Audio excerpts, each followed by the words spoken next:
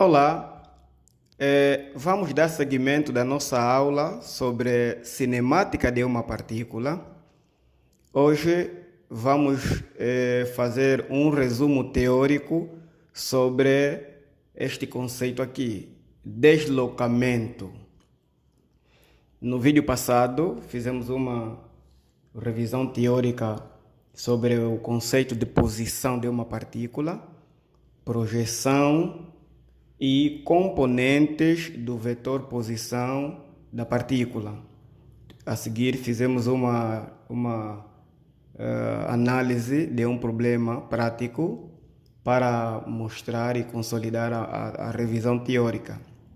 Então, para o deslocamento vamos fazer a mesma coisa. Antes vamos fazer um resumo teórico nesse vídeo e mais tarde vamos gravar um vídeo para apresentar a resolução de um problema que tem a ver com o deslocamento de uma partícula.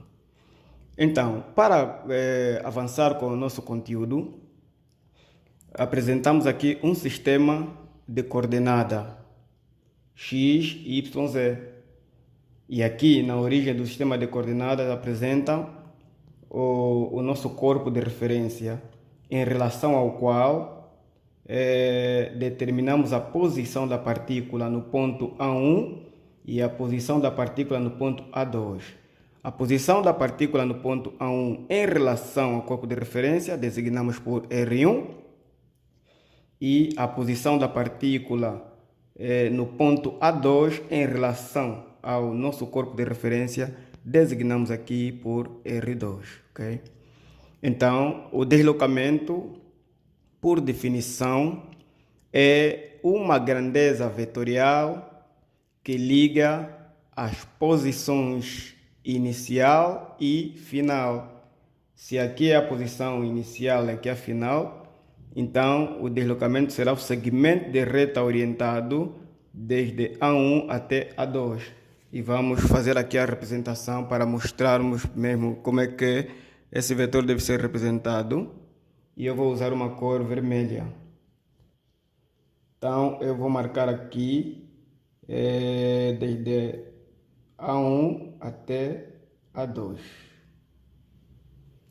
Muito bem. Então, onde é que está a extremidade do vetor deslocamento? Sempre coincidente com o ponto final. E no nosso caso concreto, o ponto final é A2. Por isso, vou colocar aqui a extremidade do vetor posição e a sua designação, que é dada dessa forma, delta R. Ok? Pronto. Então, esse arco de A1 a A2, essa curva, é chamado espaço. E esse espaço é no decorrer do tempo. Então, vamos aqui designar por S em T, ok? Esse é o espaço. Então, o ponto A1, que é a extremidade do vetor posição 1, no espaço, é dado pelos valores de x, y e z. Por isso, o vetor posição em relação ao ponto A1, nesse caso R1, fica em termos dos versores x, y, z, vai ser x1 na direção e sentido do eixo x mais y1 na direção e sentido do eixo y mais z1 na direção e sentido do eixo z.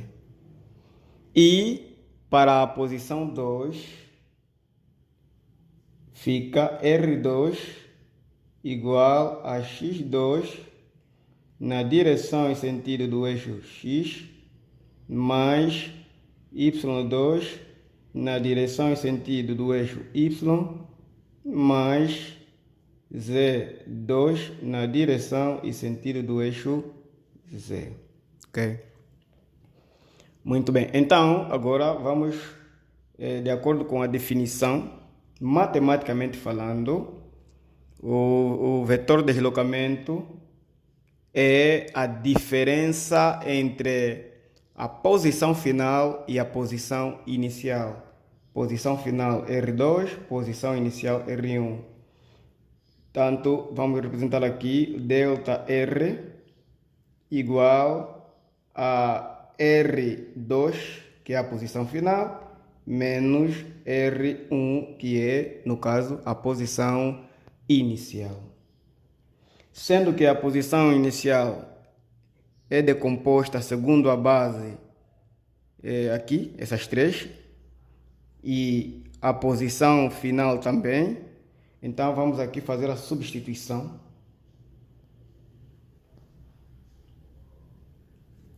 R2 menos R1, não é? R2 menos R1, subtraindo os primeiros membros, vamos também subtrair o segundo membro, de modo que simplesmente levar em conta a subtração entre projeções com o mesmo versor, com a mesma base, não é? Então vamos ter aqui, por um lado, x2 menos x1 na direção e sentido do eixo x. Agora y2 mais, certo? y2 menos y1 na direção e sentido do eixo y, ok? Mais, vou terminar aqui e por isso vou colocar o sinal de mais para mostrar aqui toda a sequência.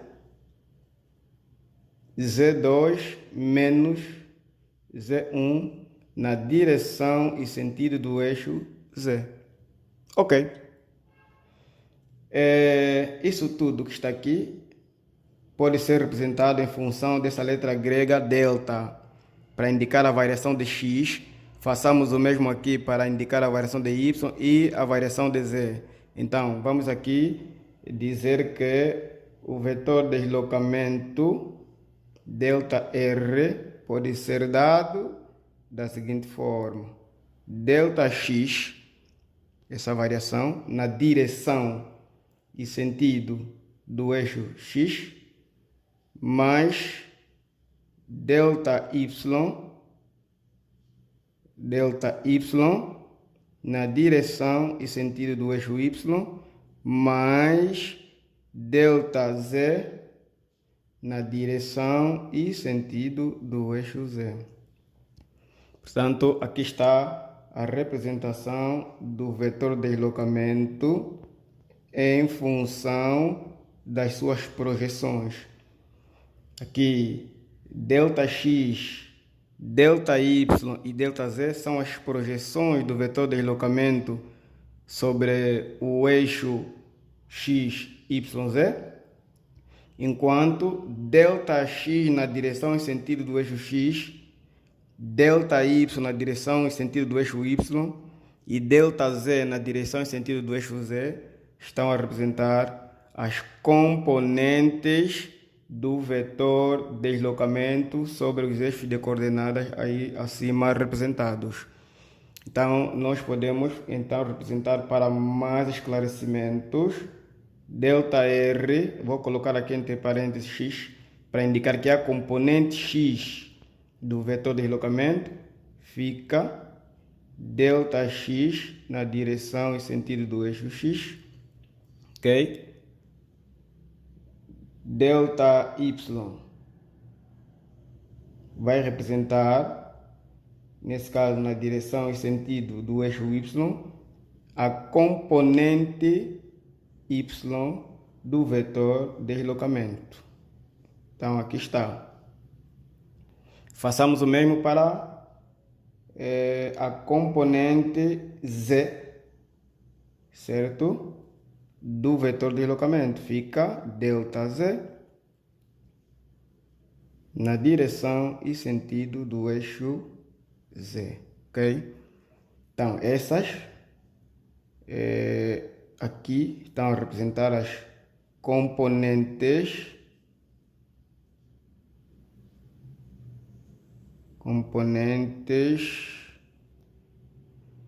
do vetor de deslocamento.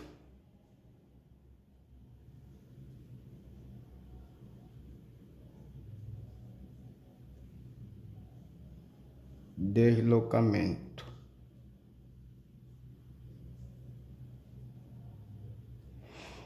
Ok.